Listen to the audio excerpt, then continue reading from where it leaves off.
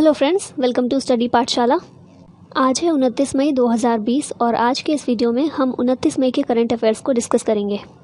लेकिन उससे पहले अगर अभी तक आपने चैनल को सब्सक्राइब नहीं किया है तो प्लीज़ कर दीजिएगा और वीडियो पसंद आए तो लाइक एंड शेयर भी ज़रूर कीजिएगा। और इस वीडियो की PDF प्राप्त करने के लिए आप टेलीग्राम पर चैनल को ज्वाइन कर सकते हैं। PDF के अलावा और भी बहुत कुछ आपको एक्स्ट्रा इन्फॉर्मेशन भी वहाँ पर देखने को मिलती है। तो चलिए इसी के साथ शुरुआत करते हैं कल के अभ्यास प्रश्न से। कल आपसे प्रश्न पूछा गया था, अंतर्राष्ट्रीय अग्निशमन दिवस कब मनाया जाता है? तो ये मनाया जाता है 4 मई के दिन।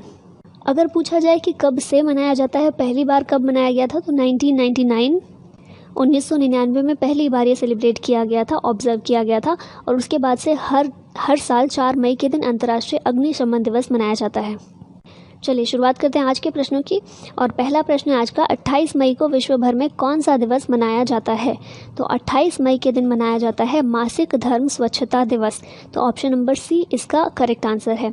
डिटेल देख लें तो 28 मई को विश्व भर में मासिक धर्म स्वच्छता दिवस यानी कि मेंस्ट्रुअल हाइजीन डे मनाया जाता है। इस दिवस को मनाने का उद्देश्य विश्व भर की महिलाओं और लड़कियों में मासिक धर्म के कारण सामना की जाने वाली चुनौतियों के बारे में जागरूकता फैलाना है। अगला प्रश्न है, कोरोना संकट के बीच कौन विश्व का तीसरा सबसे अमीर शख्स बन गया है? तो विश्व के तीसरा सबसे अमीर इंसान अभी फिलहाल हो गए हैं मार्क जुकरबर्ग। तो इसका राइट आंसर होगा ऑप्शन नंबर सी। डिटेल देखें तो कोरोना संकट के बीच फेसबुक के संस्थापक मार्क जुकरबर्ग विश्व के तीसरे सबसे अमीर शख्स बन गए हैं। वहीं दूसरी ओर अमेरिका के अरबपतियों की संपत्ति में 15% तक की बढ़ोतरी हुई है।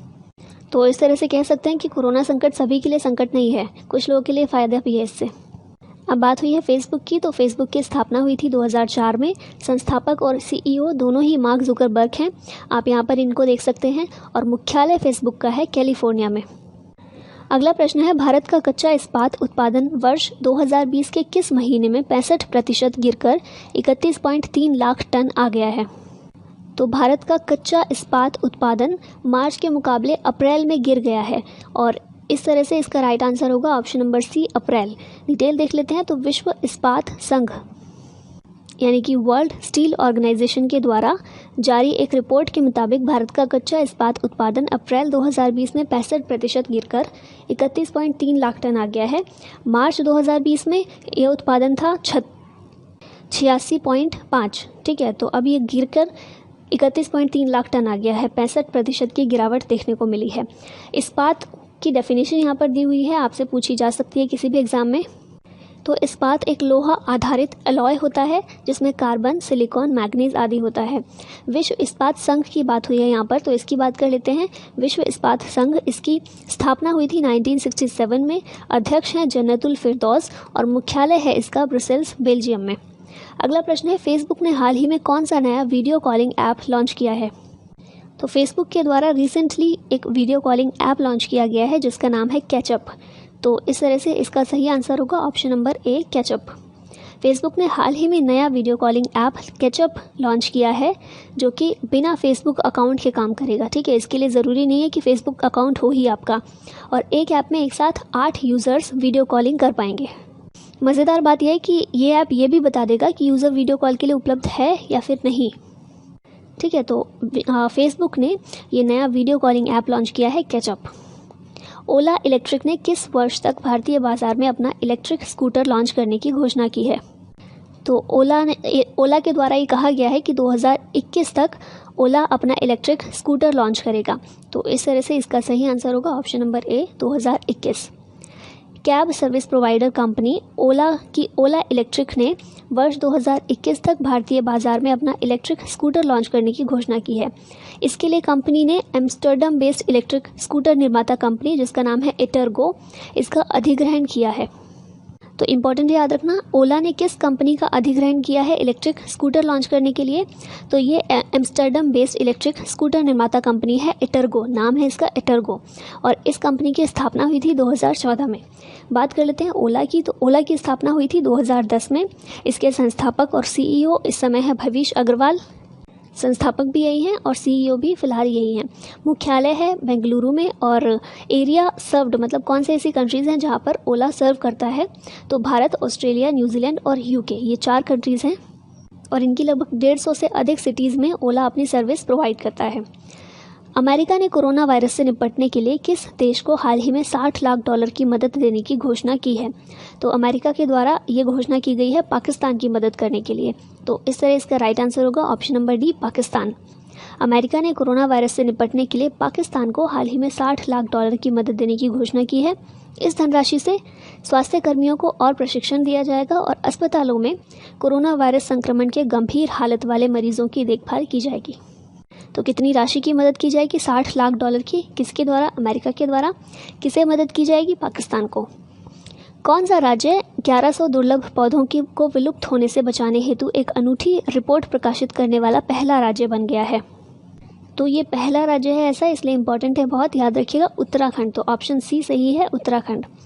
उत्तराखंड राज्य 1100 दुर्लभ पौधों को विलुप्त होने से बचाने के प्रयासों को रेखांकित करने वाली एक अनूठी रिपोर्ट प्रकाशित करने वाला पहला राज्य बन गया है। इस कार्यक्रम को विसल ब्लोअर वन सेवा अधिकारी, जिनका नाम है संजीव चतुर्वेदी, इन्होंने लागू किया है। लगभग 1145 पौधों की प्रजातियों का संरक्षण किया गया है और कुल संरक्षण में से international union for conservation of nature यानी कि IUCN की लाल सूची के तहत 46 प्रजातियां उत्तराखंड के लिए स्थानिक हैं और 68 प्रजातियां दुर्लभ या लुप्तप्राय या खतरे में हैं।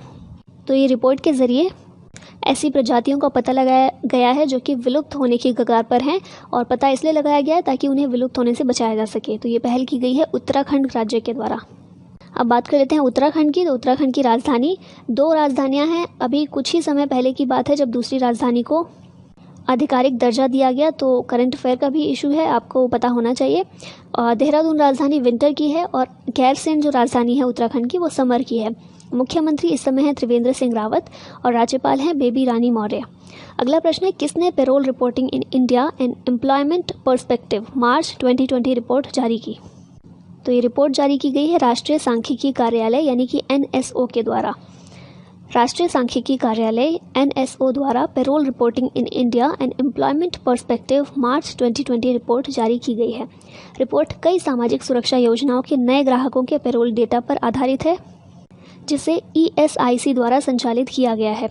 यह EPFO और पेंशन फंड नियामक PFRDA की सेवानिवृत्ति निधि निकाय है। एक चीज़ याद रखने की है इसमें, ये तो आप याद ही रखेंगे कि ये जो रिपोर्ट है payroll reporting in India and employment perspective March 2020, ये रिपोर्ट जारी की गई है NSO के द्वारा। NSO के बारे में एक बहुत इंपॉर्टेंट चीज़ जो याद रखनी है आपको कि जो राष्ट्रीय सांख्यिकी कार्यालय यानी कि NSO है, इसकी स्थापना रिसेंटली 2019 में ही हुई है। और किस तरह से स्थापना हुई है? तो केंद्रीय सांख्यिकी कार्यालय, आपने सुना होगा CSO का नाम, CSO और NSSO यानी कि केंद्रीय सांख्यिकी कार्यालय और राष्ट्रीय प्रतिदर्श सर्वेक्षण संगठन, इन दोनों का विलय करके 2019 में ही NSO की स्थापना की गई है। तो ये भी करंट अफेयर का पार्ट है, इंपॉर्टेंट पार्ट है, तो ये भी याद रखिएगा अच्छे से। अगला प्रश्न है, किस राज्य में सौर बाढ़ कृषि सुरक्षा कार्यक्रम लागू किया गया है? तो ये कार्यक्रम लागू किया गया है तमिलनाडु में। तो इसका सही आंसर होगा option number C, Tamil Nadu. Tamil Nadu सरकार ने केंद्रीय कृषि सुधार योजना के तहत अद्वितीय सौर बाढ़ कृषि सुरक्षा कार्यक्रम को लागू करने के लिए प्रारंभिक कार्य शुरू कर दिए हैं। कार्यक्रम केंद्रीय कृषि सुधार योजना के तहत कार्यान्वित किया जा रहा है। ठीक है, केंद्र सरकार की योजना है केंद्रीय कृषि सुधार योजना, तो उसके तहत तमिलनाडु सरकार ने ये अद्वितीय सौर बाढ़ कृषि सुरक्षा कार्यक्रम लागू किया है। बिजली के बाढ़ गैर प्रदूषणकारी सौर पैनलों द्वारा संचालित होते हैं, तो इसलिए पर्यावरण के अनुकूल हैं और जानवरों, विशेष रूप से हाथियों से हमले के जोखिम को कम करने के लिए राज्य के विभिन्न हिस्सों में स्थापित किए जा रहे हैं।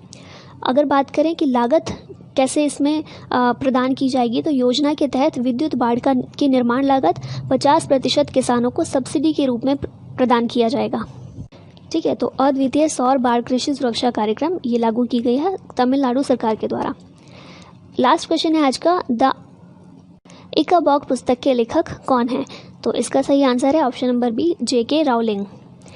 हैरी पॉटर लेखक J.K. राउलिंग ने अपनी नई पुस्तक द इकाबॉग को लॉकडाउन के दौरान बच्चों के लिए ऑनलाइन फ्री संस्करण जारी किया है। तो हैरी पॉटर जो सीरीज़ थी उसकी लेखक भी यही थी और इन्होंने ही द इकाबॉग ये संस्करण जारी किया है। द इकाबॉग सत्य और सत्ता के दुरुपयोग की कहानी पर आधारित पुस्तक है। द इकाबॉग के पहले 2 चैप्टर फ्री उपलब्ध होंगे। इसके अलावा राउलिंग ने इस पुस्तक के प्रकाशित होने के बाद इस महामारी में सबसे अधिक प्रभावित होने वाले लोगों के लिए रॉयल्टीज से डोनेट करने का भी आग्रह किया है। यहाँ आप पिक्चर भी देख सकते हैं लेखक की। तो इस तरह से आज के हमारे करंट अफेयर ख़त्म होते हैं। अब आपके लिए आज का अभ्यास प्रश्न है, मोबाइल ब्रॉडबैंड स्पीड के मामले में भारत पाकिस्तान और नेपाल से भी नीचे खिसक कर कौन से स्थान पर पहुंच गया है? ऑप्शन नंबर ए 50वें स्थान पर, ऑप्शन नंबर बी 79वें स्थान पर, ऑप्शन नंबर सी 132वें स्थान पर, या फिर ऑप्शन नंबर डी 192वें स्थान पर। इसका आंसर आप लोग कमेंट बॉक्स में दीजिएगा और इसका सही आंसर कल की वीडियो में आपको देखने को मिलेगा। तो इसी के साथ हमारी आज की वीडियो ख़त्म होती है। Thank you very much for watching this.